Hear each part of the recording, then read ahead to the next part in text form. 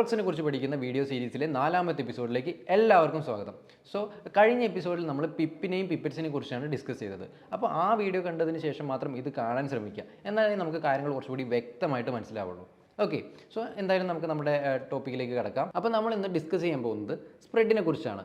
അപ്പോൾ നമ്മൾ ട്രേഡ് ചെയ്യാൻ ഇറങ്ങുമ്പോൾ ഈ സ്പ്രെഡിനെ കുറിച്ച് കൃത്യമായിട്ടുള്ളൊരു ധാരണ ഉണ്ടെങ്കിൽ നമുക്ക് വളരെ ഈസി ആയിട്ട് നമുക്ക് ട്രേഡുകൾ ഇനീഷ്യേറ്റ് ചെയ്യാൻ പറ്റും. അതല്ലാത്ത പക്ഷം നമ്മളതൊന്ന് മനസ്സിലാക്കി എടുക്കാൻ ഒരുപാട് ടൈം എടുക്കും.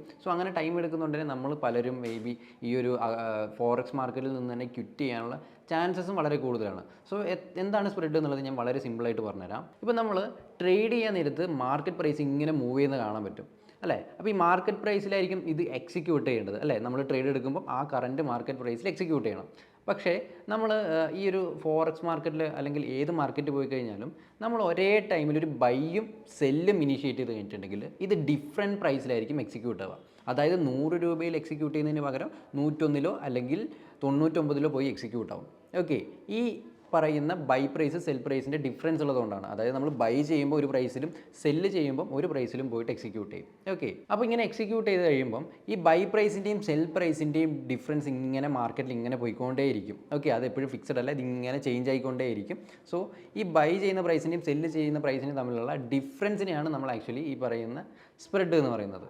ഓക്കെ, അപ്പോൾ അത് ആ രീതിയിൽ നമ്മൾ മനസ്സിലാക്കുക. അപ്പോൾ ഈ സ്പ്രെഡ് എന്ന് പറയുന്നത് എപ്പോഴും ഇങ്ങനെ ചേഞ്ച് ആയിക്കൊണ്ടിരിക്കും. കാരണം മാർക്കറ്റ് ഇങ്ങനെ മൂവ് ചെയ്യുന്നതിനനുസരിച്ച് ബൈ ചെയ്യുന്ന ആൾക്കാരുടെയും സെല്ല് ചെയ്യുന്ന ആൾക്കാരുടെയും മൂവ്മെൻ്റ് അനുസരിച്ച് ഇതിൻ്റെ ഈ പറയുന്ന കറൻറ്റ് ബൈ പ്രൈസും കറൻറ്റ് സെൽ പ്രൈസും ഇങ്ങനെ ചേഞ്ച് ചെയ്തുകൊണ്ടേയിരിക്കും. ഓക്കെ, അപ്പോൾ ചില സമയങ്ങളിൽ മാർക്കറ്റിൽ നല്ല രീതിയിൽ സ്പ്രെഡ് കൂടുകയും ചില സമയത്ത് മാർക്കറ്റിൽ നല്ല രീതിയിൽ സ്പ്രെഡ് കുറയുകയും ചെയ്യും. ആക്ച്വലി ഈ പറയുന്ന സ്പ്രെഡ് നന്നായിട്ട് കൂടാൻ കാരണം എന്താണെന്ന് ചോദിച്ചിട്ടുണ്ടെങ്കിൽ മാർക്കറ്റിൽ പാർട്ടിസിപ്പൻസ് കുറയുന്ന സമയമാണ്. അതായത് മാർക്കറ്റിൽ വോളിയം കുറയുന്ന സമയമാണ്.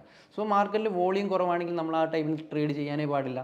ഓക്കെ, കാരണം ഈ സ്പ്രെഡ് വളരെ കൂടുതലല്ലേ. അതുമാത്രമല്ല നമുക്ക് മാർക്കറ്റ് മൂവ്മെൻറ്റ്സും വളരെ കുറവായിരിക്കും. ഓക്കെ, അതേപോലെ തന്നെ ഈ സ്പ്രെഡ് ഇങ്ങനെ അടുത്തടുത്ത് വരുന്ന സമയമുണ്ട്. ഏറ്റവും കുറഞ്ഞ സ്പ്രെഡിൽ നിൽക്കുന്ന സമയത്തായിരിക്കും മാർക്കറ്റിൽ ഏറ്റവും കൂടുതൽ പാർട്ടിസിപ്പൻസ് വരിക.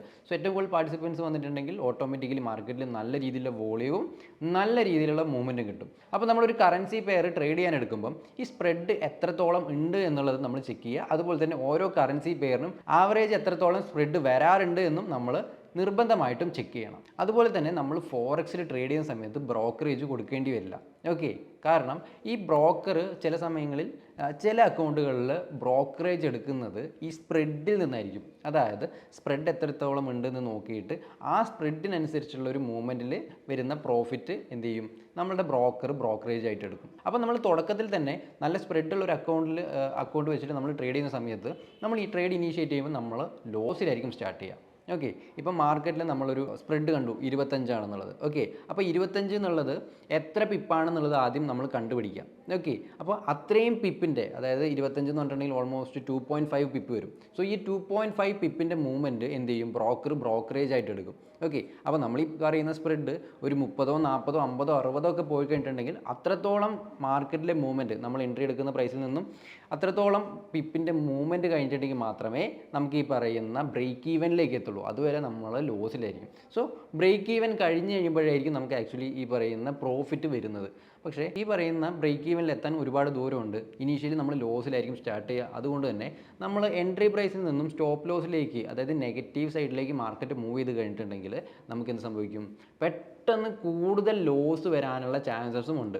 ഓക്കെ, അപ്പോൾ നമ്മൾ ഈ സ്പ്രെഡ് വളരെ കെയർഫുൾ ആക്കിയിട്ട് നോക്കിയിട്ട് മാത്രം എടുക്കുക. അപ്പോൾ നിങ്ങൾ കൂടുതലായിട്ട് കൺഫ്യൂസിങ് ഒന്നും ആവണ്ട. നമ്മൾ ഈ ആക്ച്വലി സ്പ്രെഡ് നമ്മളിങ്ങനെ കാൽക്കുലേറ്റ് ചെയ്യാനൊന്നും പോകുന്നില്ല. നമ്മൾ ട്രേഡ് ചെയ്യാൻ ഉപയോഗിക്കുന്ന പ്ലാറ്റ്ഫോമായിട്ടുള്ള മെറ്റാ ട്രേഡറിൽ ഓരോ കറൻസിൻ്റെയും സ്പ്രെഡ് അതിൻ്റെ താഴെ തന്നെ കൊടുത്തിട്ടുണ്ട്. ഓക്കെ, അപ്പോൾ ആ സ്പ്രെഡ് നോക്കി കഴിഞ്ഞിട്ട് നമുക്ക് പറ്റിയിട്ടുള്ള ഏറ്റവും സ്പ്രെഡ് കുറഞ്ഞ കറൻസി പെയറുകൾ ഏതാണെന്ന് നമുക്ക് കണ്ടുപിടിക്കാൻ പറ്റും. അതുപോലെ തന്നെ നമ്മൾ ട്രേഡ് ചെയ്യാൻ നേരത്ത് മെറ്റാഫോർ ഓപ്പൺ ചെയ്ത് നമ്മൾ കറൻസി പെയറിൽ ക്ലിക്ക് ചെയ്ത് ഒരു ഓർഡർ പ്ലേസ് ചെയ്യാൻ നേരത്ത് നമ്മളിങ്ങനെ ഒരു ഇൻ്റർഫേസിലേക്ക് പോകും. ഓക്കെ, അപ്പോൾ ആ ഇൻ്റർഫേസിൽ പോയി കഴിഞ്ഞിട്ടുണ്ടെങ്കിൽ നമുക്ക് കാണാൻ പറ്റും കറൻറ്റ് മാർക്കറ്റിലെ സ്പ്രെഡ് ഇങ്ങനെ മൂവ് ചെയ്യുന്നത് ഒരു ബ്ലൂ കളർ ലൈനിലും ഒരു റെഡ് കളർ ലൈനിലുമായിട്ട്. അപ്പോൾ ഇതിൽ നമ്മൾ മനസ്സിലാക്കേണ്ട ഒരു കാര്യം, ആ ബ്ലൂ കളറിൽ പോകുന്ന ലൈനിലാണ് ആ മാർക്കറ്റിലെ ബൈയിങ് പ്രൈസ് പോകുന്നത്. അതേപോലെ തന്നെ ആ പോകുന്ന റെഡ് കളർ ലൈനിലാണ് ആക്ച്വലി ആ മാർക്കറ്റിൽ സെല്ലിംഗ് പ്രൈസ് പോകുന്നത്. ഓക്കെ, അപ്പോൾ ഇത് നമുക്ക് ഇങ്ങനെ നോക്കി കഴിഞ്ഞിട്ടുണ്ടെങ്കിൽ കറൻറ്റ് മാർക്കറ്റിലെ ബൈയിങ് പ്രൈസ് ഏതാണ്, സെല്ലിംഗ് പ്രൈസ് ഏതാണ് നമുക്ക് മനസ്സിലാക്കാൻ പറ്റും. പക്ഷേ ഇതിൻ്റെ ആകെ ഒരു പ്രശ്നം എന്ന് പറയുന്നത് വളരെ ക്വിക്കായിട്ടായിരിക്കും ഇത് മൂവ് ചെയ്യുക. നമുക്ക് നല്ല സ്പ്രെഡ് ഇങ്ങനെ കുറഞ്ഞു നിൽക്കുന്ന സമയത്തൊക്കെ ആണെങ്കിൽ വളരെ ക്വിക്കായിട്ടായിരിക്കും മൂവ് ചെയ്യുന്നത്. അതുകൊണ്ട് തന്നെ നമുക്കിത് പെട്ടെന്ന് മനസ്സിലാവാൻ കുറച്ച് ബുദ്ധിമുട്ടാണ്. പക്ഷേ നമ്മളൊന്ന് പ്രാക്ടീസ് ചെയ്ത് കഴിഞ്ഞാൽ നമുക്ക് കുറച്ചും കൂടി ഈസി ആയിട്ട് വരും. അതുപോലെ തന്നെ ഈ സ്പ്രെഡ് കാൽക്കുലേറ്റ് ചെയ്യുന്നത് പിപ്പറ്റ്സിൻ്റെ ബേസിലാണ്. അതായത് ഇപ്പം നമ്മൾ നോക്കുമ്പം കറൻസി പെയറിൻ്റെ സ്പ്രെഡ് എന്ന് പറയുന്നത് 10 ആണെന്ന് വിചാരിക്കുക. ഓക്കെ, അപ്പോൾ 10 ആണെങ്കിൽ അത് 10 പിപ്പറ്റാണ്. ഇനി അത് 25 ആണെങ്കിൽ അത് 25 പിപ്പറ്റായിരിക്കും. അതുപോലെ തന്നെ ഒരു 3 ആണ് കാണിക്കുന്നത് സ്പ്രെഡ്, അങ്ങനെയാണെങ്കിൽ അത് 3 പിപ്പറ്റാണ്. ഓക്കെ, അതേപോലെ തന്നെ ചിലപ്പം ചില കറൻസി പെയറുകളിൽ സ്പ്രെഡ് കൂടിക്കഴിഞ്ഞിട്ടുണ്ടെങ്കിൽ അത് ഓൾമോസ്റ്റ് ഒരു 40, 50, 60 ഒക്കെ ക്രോസ് ചെയ്ത് പോകും. അപ്പോൾ അത് ഒരു 40 പിപ്പറ്റ്, 50 പിപ്പറ്റ്, 60 പിപ്പറ്റ് എന്നൊക്കെ നമ്മൾ കരുതുക. അതേപോലെ തന്നെ മാർക്കറ്റിൽ ഏറ്റവും കൂടുതൽ സ്പ്രെഡ് ഉണ്ടാകുന്ന ഒരു സമയമാണ് രാത്രിയുള്ള 2 മണി തൊട്ട് 3, 3:30 വരെയുള്ള സമയം. ഓക്കെ, അപ്പോൾ ഈ ഒരു സമയത്ത് മാർക്കറ്റിൽ നല്ല രീതിയിൽ സ്പ്രെഡ് കൂടും. ഇപ്പോൾ 20 സ്പ്രെഡൊക്കെ ഉള്ളതൊക്കെ വേണമെങ്കിൽ ഒരു 100-ലേക്കോ 110-ലേക്കൊക്കെ മൂവ് ചെയ്യാം. ഓക്കെ, അപ്പോൾ ഈ ഒരു രാത്രി ഒരു 2 മണിക്ക് ശേഷമൊക്കെ ഉള്ള എൻട്രീസ് നിങ്ങൾ മാക്സിമം ഒഴിവാക്കാനും ശ്രമിക്കുക. അതുപോലെ തന്നെ ഈ പിപ്പറ്റിൽ നമ്മളിത് മെഷർ ചെയ്ത് കഴിഞ്ഞിട്ടുണ്ടെങ്കിൽ നമുക്ക് വളരെ ഈസി ആയിട്ട് അത് പിപ്പിലേക്ക് കൺവേർട്ട് ചെയ്യാം അല്ലേ. കാരണം എന്താ, ഒരു 10 പിപ്പറ്റ് എന്ന് പറയുന്നത് ഒരു പിപ്പാണ് അല്ലേ. അപ്പോൾ ഒരു 25 പിപ്പറ്റാണ് മാർക്കറ്റിലുള്ള സ്പ്രെഡ് എങ്കിൽ അതൊരു 2.5 പിപ്പായിട്ട് നമ്മൾ കൺസിഡർ ചെയ്യുക. അതുപോലെ തന്നെ നമ്മൾ നോക്കുന്ന സമയത്ത് 3 പിപ്പറ്റാണ് കറൻറ്റ് സ്പ്രെഡ് എങ്കിലോ അത് 0.3 പിപ്പായിട്ട് നമ്മൾ മനസ്സിലാക്കുക. അപ്പോൾ ഇതൊക്കെയാണ് ആക്ച്വലി സ്പ്രെഡ്. നമ്മൾ കൂടുതലായിട്ട് തലപോയിക്കേണ്ട കാര്യങ്ങളൊന്നുമില്ല, വളരെ സിമ്പിളായിട്ട് നമുക്ക് ചെയ്തു പോകാവുന്നതേ ഉള്ളൂ. ഓക്കെ, അപ്പോൾ ഈ ബേസിക്സ് ആയിട്ടുള്ള ഈ കാര്യങ്ങൾ നമുക്ക് മനസ്സിലാക്കി കഴിഞ്ഞിട്ടുണ്ടെങ്കിൽ കുറച്ചും കൂടി നല്ല രീതിയിലുള്ള ട്രേഡ് നമുക്ക് ഇനീഷ്യേറ്റ് ചെയ്യാൻ പറ്റും. അതുപോലെ തന്നെ ഈ സ്പ്രെഡ് കൂടി കിടക്കുന്ന സമയത്തൊക്കെ ആണെങ്കിൽ നമ്മൾ എന്താണ് ട്രേഡ് ഒഴിവാക്കുക. അതുപോലെ സ്പ്രെഡ് കുറഞ്ഞു നിൽക്കുന്ന സമയമാണെങ്കിൽ നമ്മൾ ട്രേഡ് എടുക്കാൻ ശ്രമിക്കുക. അതുപോലെ തന്നെ നമ്മൾ കറൻസി പെയറുകളുടെ സ്പ്രെഡ് ചെക്ക് ചെയ്യുന്ന സമയത്ത് കൂടുതൽ സ്പ്രെഡുള്ള കറൻസി പെയറുകൾ നമ്മൾ കാണുകയാണെങ്കിൽ ആ കറൻസി പെയറുകൾ എന്ത് ചെയ്യണം, നമ്മൾ ഒഴിവാക്കുക. നമുക്ക് മാക്സിമം കുറഞ്ഞ സ്പ്രെഡുള്ള കറൻസി പെയറുകൾ യൂസ് ചെയ്യുന്നതായിരിക്കും ഏറ്റവും ബെറ്റർ ആവുക. അപ്പോൾ ഇതിൽ തന്നെ ഞാൻ എങ്ങനെയാണ് ആക്ച്വലി നമ്മളുടെ ഈ ഒരു മെറ്റാ ട്രേഡറിൽ നമ്മൾ സ്പ്രെഡ് മനസ്സിലാക്കുക എന്നുള്ളൊരു സ്ക്രീൻ റെക്കോർഡ് ചെയ്ത വീഡിയോയും കൂടി ഞാൻ ഇതിലേക്ക് ആഡ് ചെയ്യാം. അപ്പോൾ നിങ്ങൾക്ക് കുറച്ചും കൂടി കൺവിൻസ്ഡ് ആവും. ഓക്കെ, നമ്മൾ MT4ൻ്റെ ആപ്ലിക്കേഷൻ അതായത് മെറ്റാ ട്രേഡർ നമ്മൾ ഓപ്പൺ ചെയ്ത് കഴിഞ്ഞിട്ടുണ്ടെങ്കിൽ നമുക്കിങ്ങനെ കറൻസീൻ്റെ സ്പ്രെഡ് ഇങ്ങനെ കാണാൻ പറ്റും. നമുക്ക് നോർമൽ ഇങ്ങനെ ഇതേപോലെ സിമ്പിളായിട്ടുള്ള ഒരു ഇൻ്റർഫേസ് ആയിരിക്കും കാണാൻ പറ്റുക. നമ്മൾ ജസ്റ്റ് ഒന്ന് അഡ്വാൻസിലേക്ക് ആക്കി കൊടുക്കുക. ആൻഡ്രോയിഡ് ഫോൺ ആണെങ്കിൽ ഓൾറെഡി ഇത് അഡ്വാൻസ് തന്നെ ആയിട്ടുണ്ടാവും. അപ്പോൾ ഇതിൽ നമ്മൾ നോക്കിക്കഴിഞ്ഞിട്ടുണ്ടെങ്കിൽ ഇവിടെ ഓരോ കറൻസിൻ്റെയും സ്പ്രെഡ് ഇങ്ങനെ താഴെ കൂടെ പോകുന്ന കാണാം അല്ലേ. സ്പ്രെഡ് എന്ന് പറഞ്ഞ് കൊടുത്തിട്ടുണ്ട്, അതിങ്ങനെ ചേഞ്ച് ചെയ്തുകൊണ്ടേ ഇരിക്കുന്നുണ്ട് അല്ലേ. അപ്പോൾ നമ്മളിതിനെ കുറച്ചും കൂടി ഒരു ലൈവ് എക്സാമ്പിൾ കാണാൻ വേണ്ടിയിട്ട് ജസ്റ്റ് ഒരു ട്രേഡ് എടുക്കുന്ന ലെവലിലേക്ക് പോയി കഴിഞ്ഞാൽ ആക്ച്വലി ആ കറൻസിയുടെ സ്പ്രെഡ് മൂവ് ചെയ്യുന്നത് നമുക്ക് വളരെ കൃത്യമായിട്ട് കാണാൻ പറ്റും. അതായത് ഈക്വലായിട്ട് ബൈ ചെയ്യാനുള്ള പ്രൈസും സെല്ല് ചെയ്യാനുള്ള പ്രൈസും ഈക്വലായിട്ട് മൂവ് ചെയ്യുന്നുണ്ട് അല്ലേ.